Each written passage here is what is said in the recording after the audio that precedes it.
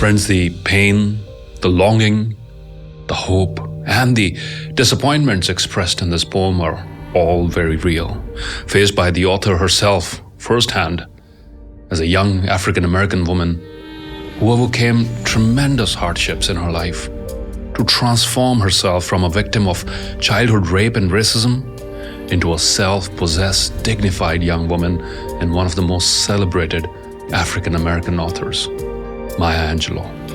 The caged bird is a symbol for the chained slave that Maya Angelou uses throughout all her writings, including her autobiography, which is titled, I Know Why the Caged Bird Sings. The free bird leaps on the back of the wind and floats downstream till the current ends, and dips his wings in the orange sun rays and dares to claim the sky.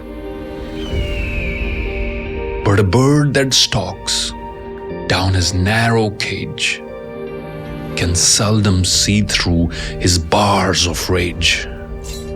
His wings are clipped, his feet are tied, so he opens his throat to sing. The caged bird sings with a fearful trill of the things unknown but longed for still, and his tune is heard on the distant hill, for the caged bird sings of freedom. The free bird thinks of another breeze, and the trade winds soft through the sighing trees, and the fat worms waiting on a dawn-bright lawn, and he names the sky his own. But a caged bird stands on the grave of dreams. His shadow shouts on a nightmare scream.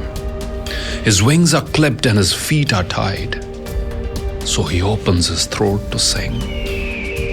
The caged bird sings with a fearful trill of things unknown but longed for still, and his tune is heard on the distant hill, for the caged bird sings of freedom.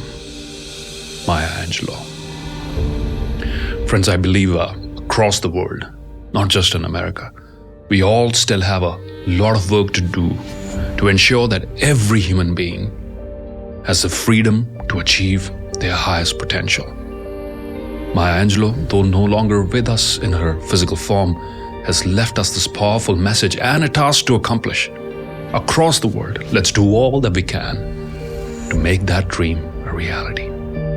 This was Simerjeet Singh with Poetry That Inspires. Thanks for watching.